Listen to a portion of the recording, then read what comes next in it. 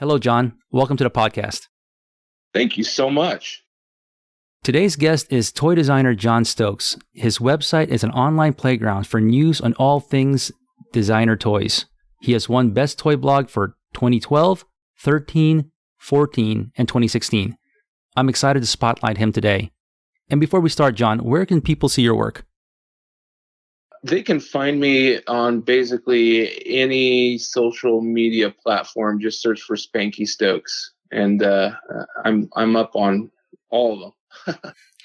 Awesome. And listeners, please connect with John, and I appreciate if you hit the subscribe and like button for our show. So, John, here's my first question. I know you graduated with a graphic design degree, and I'm a graphic designer. So I know that we can design for so many interesting industries, whether it's our profession or freelancing. Designers design for clothing lines, technology, fashion, but you may have chosen the coolest industry to leverage your superpowers by designing toys. Please tell us your journey to finding this passion for toy design. It is kind of a pretty amazing thing that I've landed on with the whole designer toy scene. It actually all started out, I went to a AIGA conference, was it American Institute for Graphic Artists? I think that's what it stands for. It's kind of like kind of the big club for graphic designers all over the world. And that was back in 2007, I believe. It was in San Diego at USD College. It was like a 3-day kind of conference. And while I was there was a toy shop actually, they were like an art store toy shop. They had like a booth set up, and they were called Subtext. They actually still have a gallery, I believe, in San Diego, downtown San Diego. And at that booth, they had what were designer toys, and they were dunnies. And it was the Azteca Series 1 from Kid Robot, little tiny humanoid figures with big kind of bunny ears. They're called dunnies. And I was very intrigued. I looked at them, picked up a box or two, asked some questions, and found out, they were designed by artists.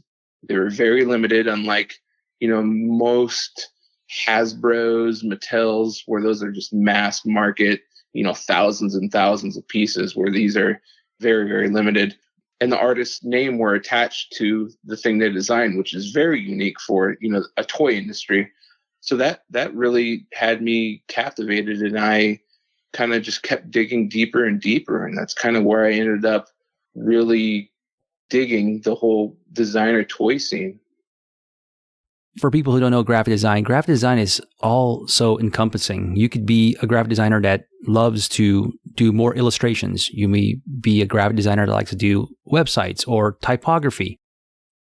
What kind of graphic designer were you? Well, I work for a in-house marketing, I guess you'd call it, a department for a local casino here. So we did everything from matchbooks to billboards, T-shirts to posters, backlits, invites. I mean, anything that had our name on it. We had a little design team that did it all. So my primary focus was, I was really good at, or I still am really good, I shouldn't say, but I'm really good at layout and brochures and direct mail marketing kind of designs, along with identities and corporate kind of promotions where, you build out a look or a logo and all the collateral that goes along with it. So I'm not too good at illustrating, but I can definitely move things around on screen like a pro. Interesting, because I was actually thinking before you even answered that you were primarily an illustrator, your interest in toy design, but that answer was not what I expected. But let me ask you this. So when I think of toys, like you said earlier, I think of the Mattels of the world. They're producing hundreds of thousands of toys. Now, the toys that you're doing, these designer toys, they're limited. Like you said, it's tied closely to the artist that created them. Is there a huge market of collectors that love these smaller run toys? It's really hard to know if there is a huge market for the smaller run toys. I know there's a pretty huge market for, I guess, the higher end toys, whether it be like cause figures, the whole hype be seen supreme kind of thing, where these collectors just are ravenous for these releases, and they end up selling out too. I don't know run numbers on a lot of the stuff that cause does, but it's still really limited. Maybe 1,000, 2,000. I think some of his stuff was open run as well, but they're still really limited and pretty expensive compared to most other things you would find in a toy aisle, say at Target or Walmart. So in terms of smaller run stuff, people make toys in resin. They make them in their garage. I've done that route before. I've made my own small runs of resin figures where I sculpt something and then I cast it and mold it in silicone, and then I pour my own resin and wait for it to harden and then clean it up, and then I paint them and make maybe 10 figures and sell those. So that's how limited some of these runs of figures are.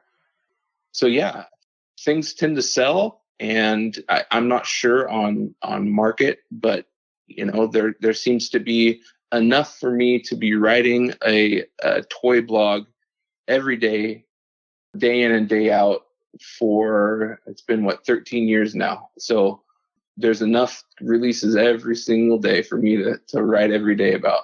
I think you're answering some of my questions, but when you left the AIGA, where you met that toy design, did you immediately start saying to yourself, well, this is something I like to do, and I want to leverage my graphic design skills to do some of this stuff?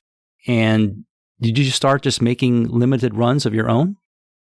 So that's actually a good question, because it didn't start out immediate that way. It was pretty small back in, actually, for me it was. I didn't know how big things were back in 2007 until I started really digging deep into it. Just like getting into any scene that you enjoy seeing, you want to find out more. So that's kind of what I did. I started going online, trying to find out more about designer toys, what they were.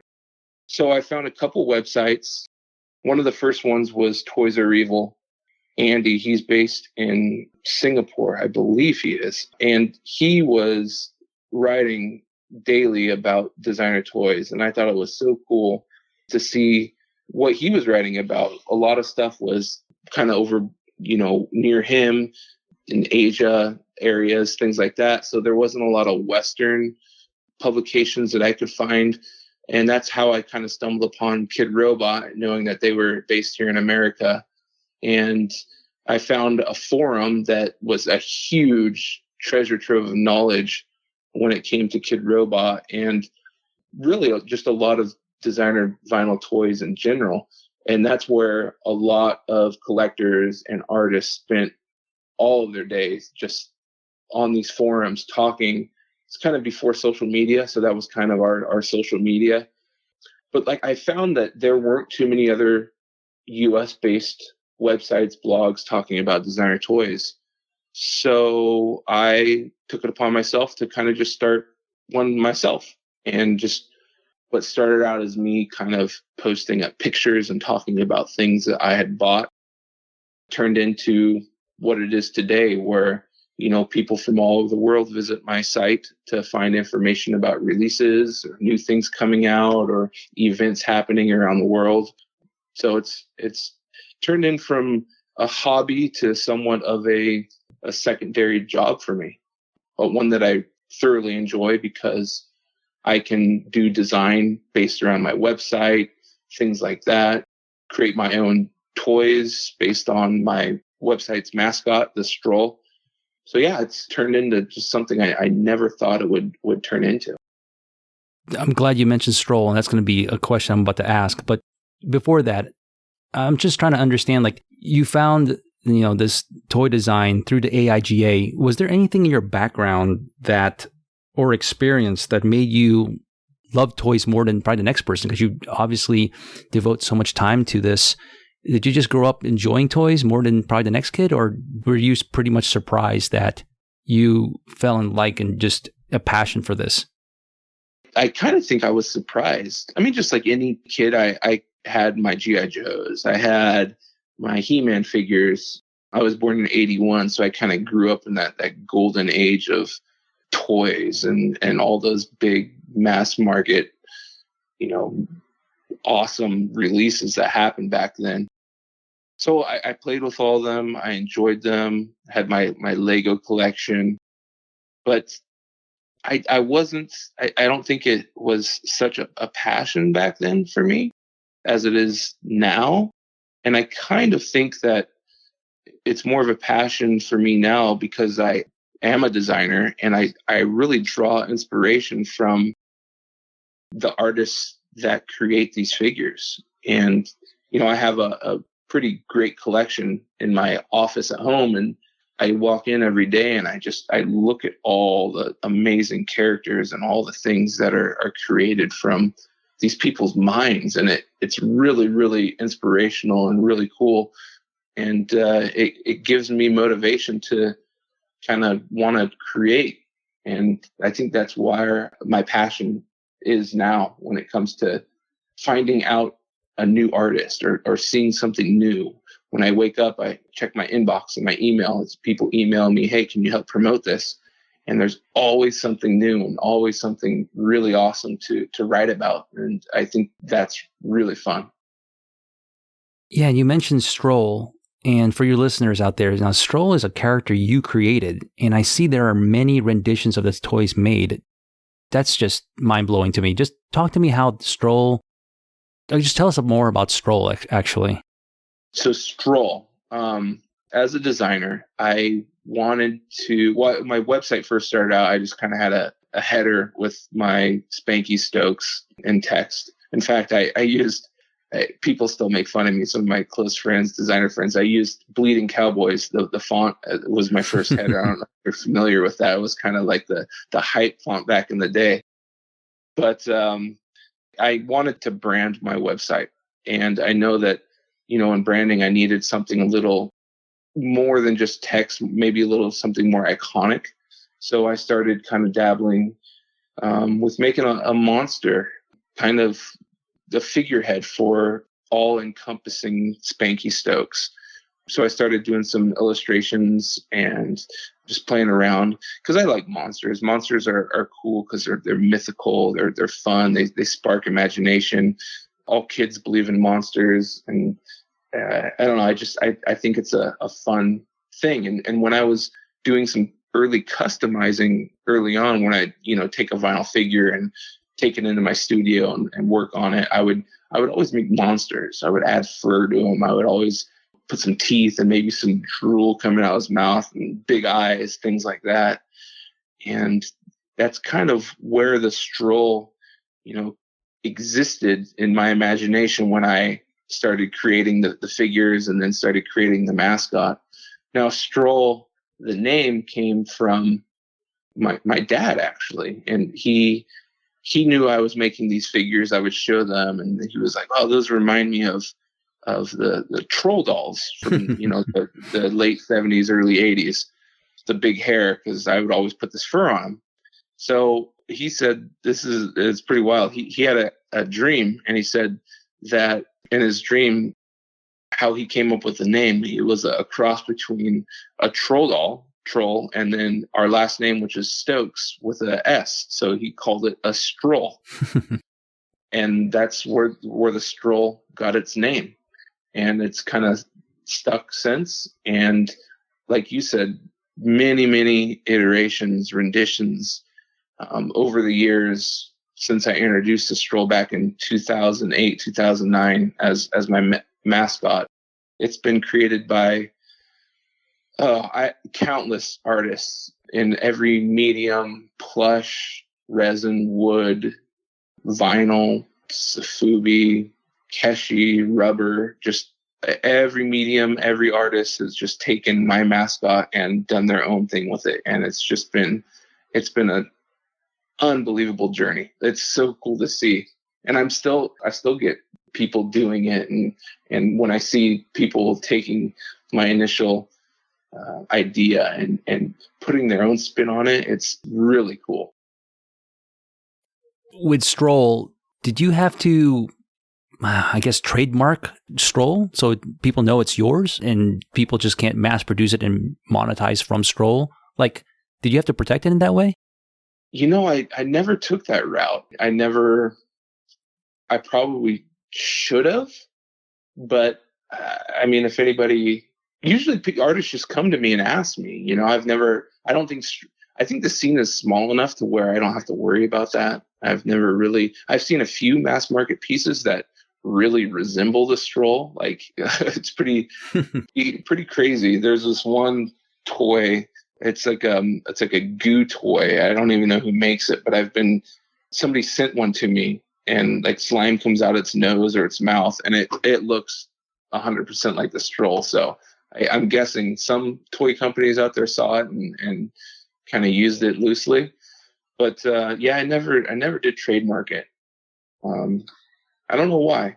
Probably because of the time and money it takes to do that. I just didn't want to go with that. You've mentioned that other artists do their own version of Stroll. How's that collaboration done? And does it monetize in any way when they're doing this? And do they make it to where they actually sell Stroll?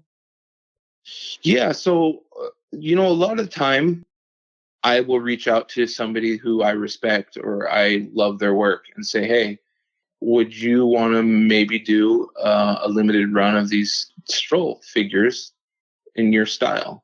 Whether I pay them initially to do that, or I say, here's the deal, I'll handle all the marketing, I'll handle all the shipping, all that. You do the creation, and we can split it 50-50. Or if they end up doing more work, we'll do like a 60-40 split where they get more of the money, or even more than that, 70-30. Because as an artist myself, I understand the work that goes into this creation and things like that. So I always want to, I guess, take care of the artist, make sure that they're getting what they deserve and more. So either I'll approach them, or sometimes artists will approach me and be like, hey, I love your character, and I'd love to do my own take on it, and go from there. And that's kind of how a lot of things end up working out.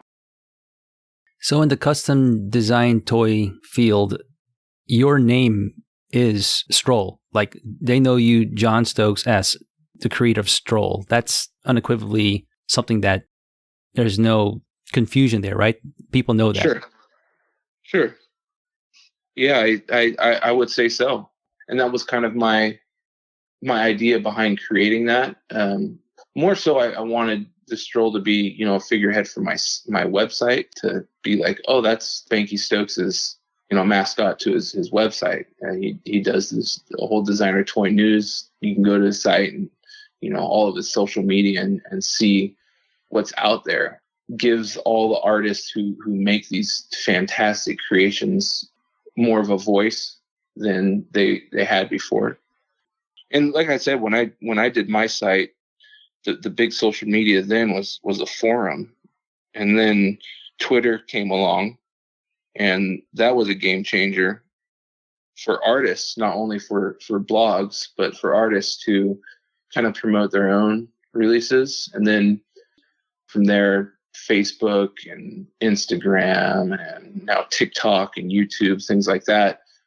I mean, there's still a place for blogs, definitely, because it's a culmination, kind of I don't know what word I'm looking for, a melting pot of just everything that you can go to and find stuff out, not just about one artist.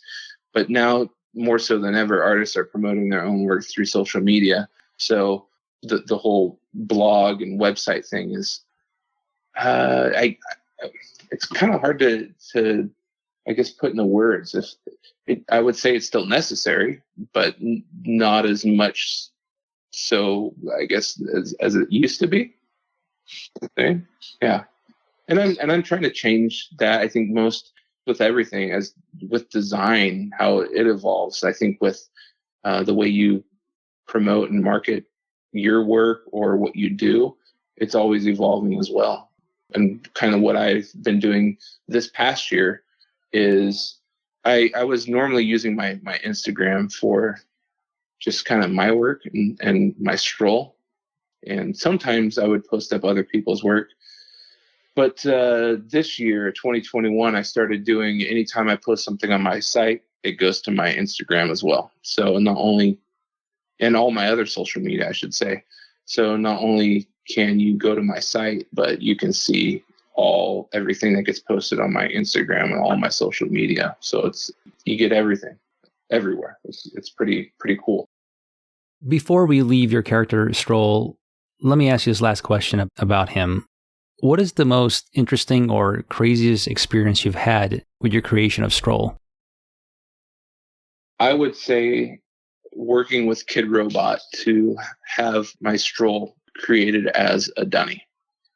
I think the dunny is, when it comes to the designer toy scene, it is the pinnacle. I believe it still kind of is. Every artist wants a dunny, and that was kind of a goal of mine. And working with two creative directors before Frank Kozik took over at Kid Robot, and finally he was able to make it happen. It was a really long time in the works and a long time coming, and that was a very surreal experience to work with the Kid Robot creative team and have the Stroll, for the most part, mass produced. The dunny is probably one of the most mass produced designer toys out there, because it comes in the blind boxes and they make quite a few of them, but still super limited and designed by me. My name's on the box. I was in a series with other artists, and it was such a cool experience and very humbling too. Like I have them on my desk, and I look at my dunnies every day I start to work. And it's just a reminder of kind of where I started and where I've come and where I'm going. No, congratulations. That's awesome. I can even imagine how exciting that would be. I wanted to ask this earlier, and I completely forgot. And you mentioned your dad. Did your parents have any hesitation when you said you wanted to have a creative career? No, not at all. I actually started out as a computer science major. So I was always in front of my computer playing games or doing stuff or building computers, things like that. So when I told them I wanted to do switch from the computer science, because that was hell for me in college. It was really hard to wrap my brain around C++ and all the programming languages and things like that. So I shifted and went the digital route of the art, and I haven't looked back. And they were fully supportive of that. So yeah, just not programming, but still working in front of a computer day in, day out. I want to mention your website, and I mentioned it in the intro. It's literally a virtual playground if you love designer toys, or I would just say if you love art. There's so much creativity in your site. Tell us what you can expect when we visit your website, or if we even subscribe to your YouTube page. If you go to my site, so like I said earlier, I get emails every day from artists saying, hey, can you help promote my work? So I take their email, I read through it, and I write up a little blurb about, what their figure is or what they want promoted, what their show is. And that is what my website is. It is, like you said, I guess a virtual playground that I've been posting since 2008 every day, pretty much every day. I'm looking at the stats right now, and I have 26 million page views, and let me see here, 34,317 posts that I've posted over the years. There's 34,000 posts. So it's I'm constantly putting something new up every day. So that's another thing that I think is cool too about visiting, is you can go to not only my site but any designer toy site if they're active, and there will be something new for you to look at every day. So you can bookmark it, and when you first get into work, check it and be like, oh, that's cool. Every day, something new. So I have designed websites on my own, and they're very simple, right? They're just typically 3 tabs, and it's usually promoting me as a graphic designer. It has my online portfolio. At least at one point I did. Now, this seems to be a very complex website. Armin, are you paying somebody to do this, or is this all on you? Are you doing this yourself? Yeah, I did this all myself. It's through one of the most basic online blogs you can use. It's through Google's Blogger platform. It's free. I paid $10 a month for my, or I'm sorry, $10 a year for my domain, SpankyStokes.com. Wow. But everything else is free. I do pay for photo hosting through another site, but other than that, but it has its limitations. Other sites are using WordPress, and that is so much more robust. You can do a lot more with it. And I've been contemplating doing the transition, moving my site from Blogger to WordPress. It's just so much work, and when I do that, I'm going to have to not only, migrate all of my 34,000 posts, but I need to make sure that all of my labels stay intact and all my backlinks are there. And just so it's a daunting process, and I'm not really sure how to do it. It's just something I'm going to have to dive in one day and do it. So yeah, I've been really contemplating doing that as of late. So we'll see how that goes. And you mentioned all those page views, and I mean, I obviously don't want to know hard numbers or anything, but just, is it possible for that much eyes on your website to be able to monetize? And I also see you have sponsors. Is there a way there to actually make money from a popular website like yours? Yeah, I started offering advertising when I found that people were going to my site daily, and I started seeing, my views, and, I put that out there to a lot of the companies and businesses that sell designer toys. I don't use like an ad site. I basically, it all goes through me. I have like a little PDF that I send out to anybody who's interested, and each column, depending on where the ad is a certain amount of money per month. You get a discount if you buy like 3 months in advance, kind of thing. And I've had people with me still from the beginning. A lot of stores are still advertising with me since I started this, probably about 10 years ago. So it's nice, and it does help. But even though my site is, like I said, it's $10 a year, I still have a lot of costs that go into, the photo hosting. And when I do get like stickers printed or something like that, I give that stuff away for free. So it's part of kind of the whole advertising. What comes in goes out, but I put it back into my site. I got it. I gotcha. I think I asked the question earlier. I forgot if you answered it, but what about your YouTube page? What does that entail? So my YouTube is another way to promote, toys and releases and companies. We started as, just unboxing. Companies would send me some things. I would unbox it, give my honest feedback about it, as honest as I can be.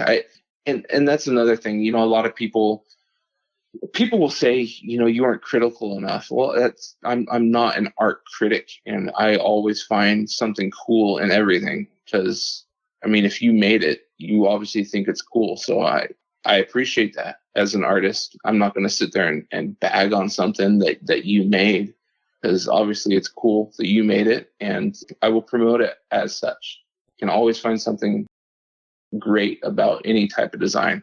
So everything I open up, it's always something positive, and I think that's important. If you want your work to be hard critiqued, then go find somebody else to do that for you. But my website or my YouTube does, I do the unboxings. I show it off, try to show off all the angles of it, talk about production, the articulation, the paint, the quality of the paint, the number of figures in the run, how much it is, and where you can find it. So I think it's a more in-depth look at some of the figures that I would normally just post up pictures on my site, whereas that's what the YouTube is for. And I've kind of been pushing that the last year. I finally broke 2,000 subs, which was kind of a goal for me when I started really trying to put out a video a week. And it's been great. I love the whole video aspect of things, and it's fun to edit video, and it's kind of another feather in my cap when it comes to designing now as well. I can say, I not only a graphic designer, but I can edit video. Do you ever get feedback from the manufacturer or the designer after you've dropped one of these videos and you're unboxing a toy? Yeah, feedback's been great because I guess probably because I don't hard critique them. Like I said, I can always find something positive in it, and they appreciate that. And it's cool to get feedback not only from the creator but from my viewers. Leaving comments on videos saying what they like and what they appreciate about the figure, and me interacting with them and talking to them. Sometimes I'll do live unboxings, and that's fun too because you can interact with the people watching.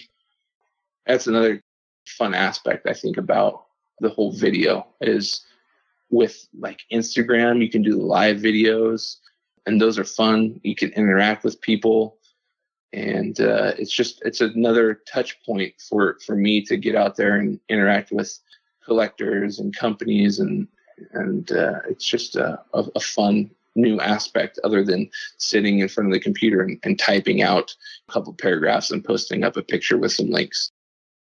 Let me ask you, if a young artist or creative is inspired by the work you do, what advice do you give them if they want to follow your footsteps?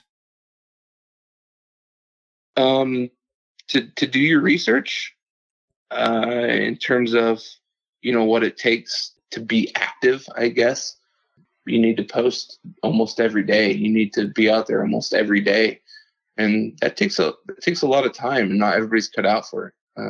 I've had a lot of writers for my site that come and go, and I appreciate every single one of them, but it's not for everybody. And I don't make a lot of money, so I don't initially or often pay a writer. Sometimes I'll kick back some toys to them. If some of the stuff that I get in for reviews, I'll ship it to them.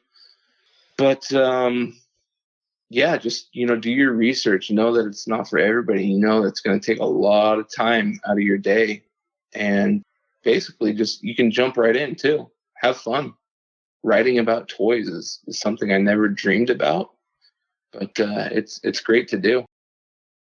We're coming to the close here of our podcast, and this is the portion where I used to call it rapid fire questions. These are just questions I won't follow up, but they're designed to get to know you better. So here's the right on. Yeah, here's the first one. Is there any other form of creativity that you appreciate other than toy design? Form of creativity. I guess just art in general. You being creative. Watching my daughter draw is fun.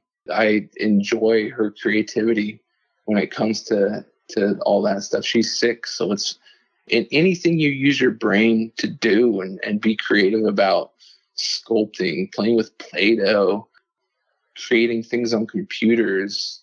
Just any type of creativity that sparks your imagination. I'm all about it. Is there any other artists or creatives that you would like us to know who are out there, or creatives that you particularly follow? Oh my gosh, there are so many. Man, off the top of my head, some of my favorite artists are Mad Toy Design. I've been collecting his stuff from the beginning. My buddy Lucifer, he makes some really fun toys. He's an amazing painter. My buddy Drill One, he is like the king of rust and decay, and he does custom toys that will blow your mind. You think it's metal, but it's not. It's vinyl. It's really cool. Some of the stuff that companies are producing, UVD Toys, they are doing some really fun projects. Martian Toys, they have artists that they're working with, and they're making some of the coolest designer toys out there. Same with Strange Cat Toys. They're really pushing the envelope for what is being made and just fun releases. And always, Kid Robot, you can always go to their site and find something fun and unique. And I get to ramble on artists and companies all day long. If you want to know more, just go to my site, SpankyStokes.com. There's a plug for you. What do you listen to, music, or what do you listen to when you're actually being creative? I'm a punk rock fan. So I grew up like in punk rock or some metal.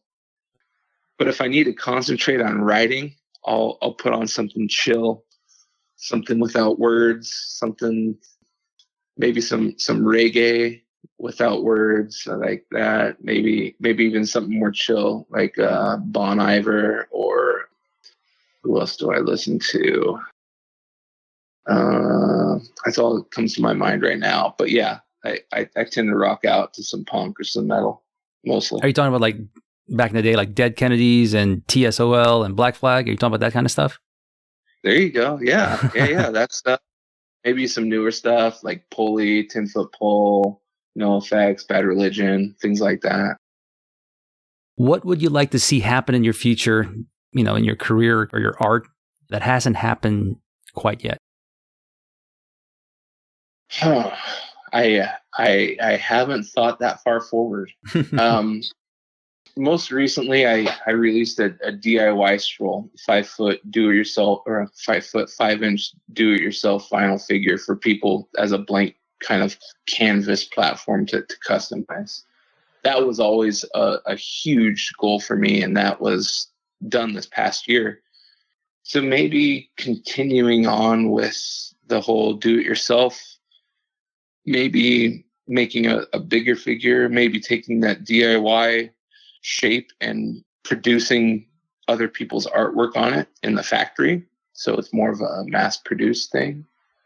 Yeah, I think that's kind of what I see. Maybe even making another version of my stroll into something else, maybe a cuter version, and getting it produced through a factory.